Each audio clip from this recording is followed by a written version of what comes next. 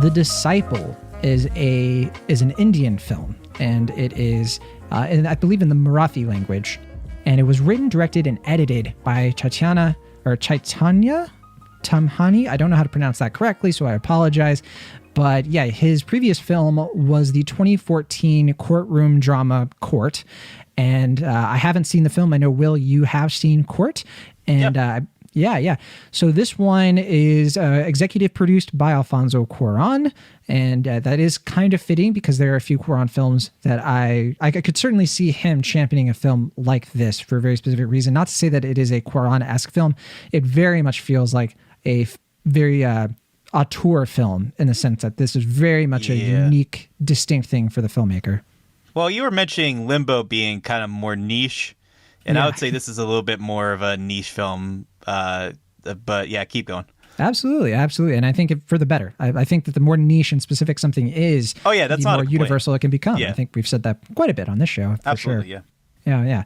So yeah, this film, I believe it played at the Venice International Film Festival, and it also played at TIFF. It was the winner of the Amplify Voices Award, and Netflix got the rights to this and has just streamed The Disciple as of this weekend, but it really got buried. We kind of mentioned that there are a lot of other Netflix movies, a lot of other Netflix things that came out this past week. We had Mitchell's versus the Machines, we had Things Heard and Seen and all of that, but The Disciple is nowhere to be found in the marketing, I think, for a lot of us in the US. I think that they are kind of gearing this more toward Indian audiences, which is very different because they didn't do that with The White Tiger. I think White Tiger got a bit of a push. Yeah, no, I'm actually kind of mad that they are burying this film because I'm not, like I said, I don't think this is going to be quite as broadly appealing as some of their other films. Like, I understand why they spent less on marketing, but the fact they just basically buried it to a point where I didn't even realize it was coming out until like a day or two before, and I had to tell you about it, is just frustrating because that's like the classic Netflix problem, being like, we have to basically market these movies for them. Yeah. I had heard about this film, not from you, but I had seen that it was reviewed in a few places, and I had seen it popping up on Letterboxd just for the nature of the people we follow on here. But yeah, I know because you brought it up. I was like, well, because you kind of sold it. You were like, look, this is the best of the films that you saw this past week. So I was like, all right, well, in my opinion, we kind of looked to it like the film's coming out next week. I was like, oh, maybe we could fit it in next week. But then, yeah, it turned out that this was the week to do it because there's just so much coming out this month that we don't want to lose it in the process. But yeah, I think this is a good movie, and I think it's very thought-provoking. It follows the story of a man named Sharad, who is played by Aditya Modak. And he is, in the beginning of this film, he's a young man, and he has dedicated his entire life to becoming a successful vocalist of Indian classical music. I think specifically Northern Indian music. He's trying to carry on something called the Alwar tradition. He has a guru who is very, very traditional and really is hard on him. But the movie takes place over the course of plenty of years. It's not very specific in how long that time skip kind of is, but we really see I don't want to say progression, but maybe a degression for this man as he really starts to wonder, am I good enough? Am I really going to achieve what I want to achieve here? And in that sense, that I think it's very thought-provoking. You know, it's bringing up a lot of very specific Indian worldviews and principles of people who want to be successful. They want to have this level of excellence that might not be objectively attainable. And I think that it's a fascinating film in that regard, because I think a lot of people of different opinions can watch this film and get something different out of it, depending on their background and where they come from and their view of the world. So I like this film quite a bit. I think it's good. What did you think of The Disciple, Will? Yeah, I mean, similar to you, I found what I found most appealing about the film was that it has a very stark look at Indian culture, Indian politics, just general like what it's like to live in India for the filmmaker, at least from his perspective. But at the same time, the characters themselves a little bit broader. Like he presents it in a straightforward fashion, but you kind of have to infer through like just general kind of subtleties what the characters feel and like how you can really kind of make sense of their plight. Not to say that the movie's like a challenge to sit through, though I understand that the slow pacing of the film may not win everyone over, especially on Netflix. Yeah, it's a meditative film, to be clear. Yeah, which, like I said, like if I were to use the term niche for any of these films, I would probably use it for this one, just because like I think this is going to be appealing more to a kind of contemplative older audience or more mature audience that, like if you were to watch this movie after Mitchell's versus the Machine, you'd be like, whoa, did time slow down? Like, what's going on here? Yeah, no, I generally, similar to Court, I really appreciate how this movie, it just presents everything in a pretty broad and wide look, but at the same time, like you get a very focused look at this character, and it's very adult, it's very layered in terms of its presentation, just in terms of like studying both him as a man and then just like who he is at a specific point in time in India and their culture. And like I said, I'm no expert on Indian culture, but I think through the filmmaker's presentation of the events and the timeline, I think it is done in a way that is very intriguing and worthwhile. And I don't know how wide of a audience it's going to get, but I imagine if you're pretty patient with the film, it's going to be a pretty rewarding watch. I definitely agree with what you said there about the way this film, it teaches you about Indian culture through these characters, through these relationships. I felt like when I was watching Sharad interact and receive lessons and instruction and sometimes very harsh versions of those things from his guru, I learned way more about Indian culture than I have in a lot of other films. I think that unlike films like Slumdog Millionaire and The White Tiger, if you want to be more recent, films like Namesake, I felt like I was getting a more true and honest depiction of what it's like to be in the thick of this culture. And it was hard to watch this film with like the backdrop of what's going on in India right now. We're recording this while India is going through major COVID infections, and watching this film kind of it made me feel a lot of empathy for what the people are going through, which is unrelated completely to what this film is about and then the quality of the film, to be clear. But just pointing that out, that I definitely was getting pulled out of the film for those reasons. I'd like to revisit it, in fact. And I think that, man, I think like the Marathi film industry in particular has put out, from what I understand, a lot of gems of some films. And I hope that because this is on Netflix, because it could be reaching a bigger audience, that these types of niche films from India can possibly get a little bit more traction with American audiences, Western audiences, because they are slow burns. You have to be really patient with them. But I think that if you are a cinemaholic, if you watch a lot of films, I think it's easy to be patient with this film. I think it's tough to watch this film if you aren't quite as versed on some of the more classical films, if you have a very specific taste in films that is a little bit broader, and of course there's absolutely nothing wrong with that, but if you've been following us for a long time, if you've been watching a lot of indie films, this could be like maybe some fun homework. Check this out, get a little bit of a sense of what the kinds of movies people are making in India right now that are definitely a bit more avant-garde, definitely a little bit more contemplative. I said meditative earlier, and because I think that some of the best scenes in this movie are when it's just everything is kind of sitting still and you are just like obsessively observing the expression of the main character, and you kind of know what this movie is from the very beginning, but at the same time just like watching it unfold, it's very mesmerizing in a lot of ways. So I'm a fan of this. I think that of its subject matter, it does a good job of really putting out its message. And it sounds like you like this quite a bit as well.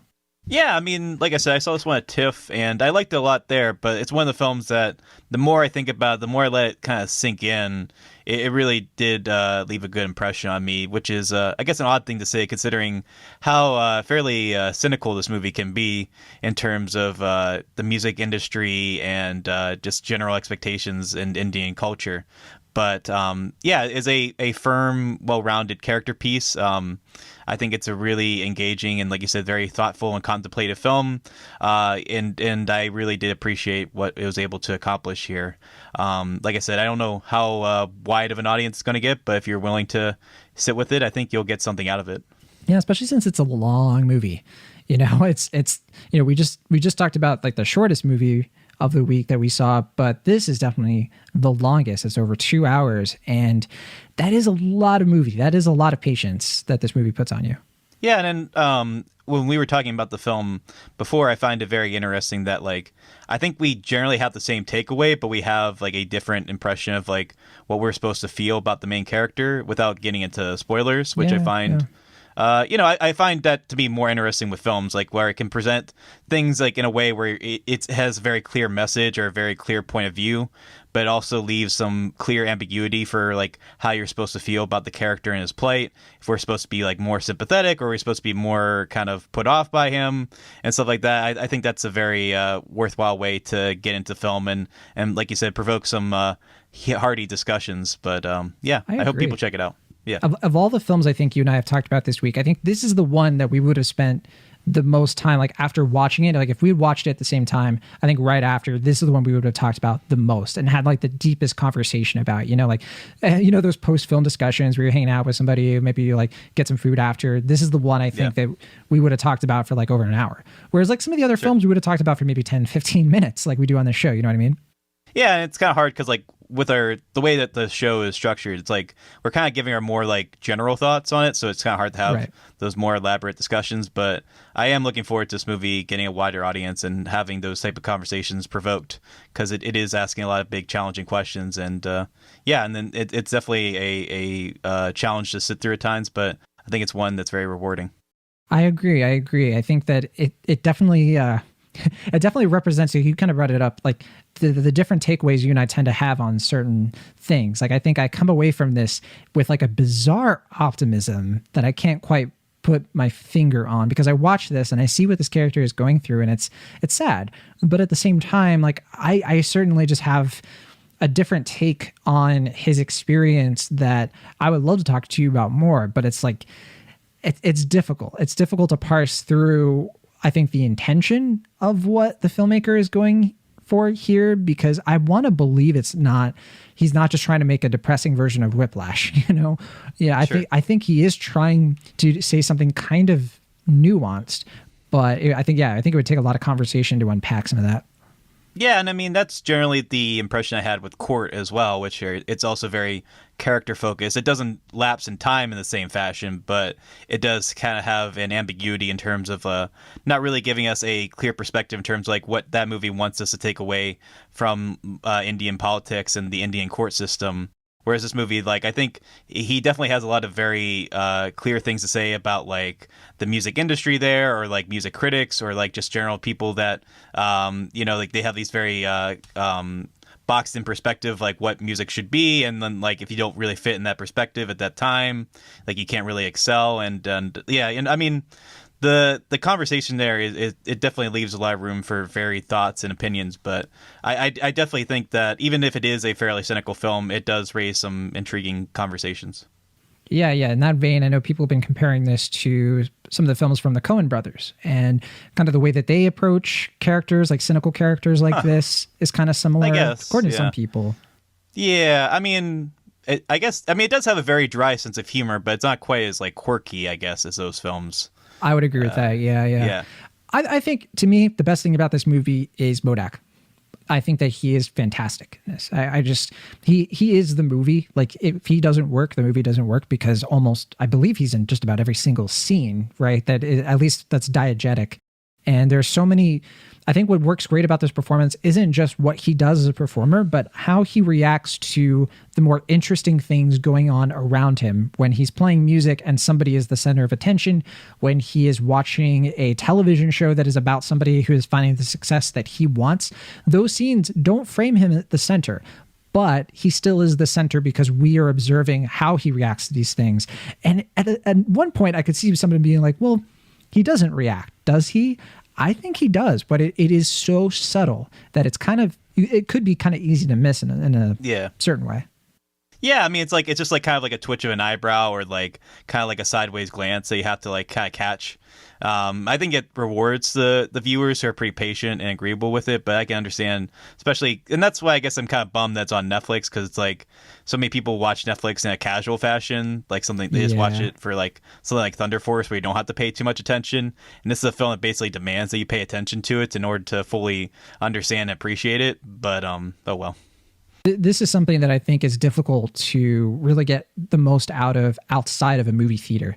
I think that if you're in a theater and the lights are down and you are just with this movie one-on-one, I think you're going to have a way different experience than if you try to do it. Like if you try to like fold laundry while watching this movie, I think you're going to probably turn it off after a while because you're going to get lost. So yeah, you would just think like, why is nothing happening? If you're paying attention to the screen. Yeah, I can see Who's that? Yeah. But no, I liked this a lot. I'm a B+ on The Disciple. Definitely a good experience watching this. And if I ever have a chance to see it in a theater, I might actually go for it there too. But I did my best. I tried to replicate the theater experience for this. I turned the lights off, all that stuff. But I probably texted a little bit too much than this film deserves. So, Sure. But yeah, what about you? Yeah, I'm a high B+ on this. I don't think it's quite A level territory, just because I think there is still like a cultural divide that like, yeah, I think the movie is pretty good about making its perspective pretty accessible, but at the same time, like there are some barriers there that I probably missed, like, you know, several different things that, you know, maybe for a Western perspective, I probably missed on. But I do think it is a very engaging film. You do have to sit with it for a little bit, and you have to be patient with it, which I understand is not everyone's ideal thing when they watch a movie. But if you do reward the film in that way, I think it'll reward you as well. And I will also mention that, without getting into spoilers, I actually am really impressed with how the movie's able to age the main character in a way that feels believable, but not like too like over the top or anything like that. That was another aspect of the film I meant to mention that I found really impressive. Yeah, I definitely agree with you there. It's obvious without being obvious, you know? So yeah, I definitely agree. But yeah, The Disciple, like I mentioned before, long movie. It's 127 minutes long, and it is in the Marathi language, so you will need subtitles if you do not speak that language. And I think that it's definitely worth it. I mean, I always like subtitles. I have no problem with them because I'm hard of hearing. But yeah, I definitely keep that in mind if you plan to check this out.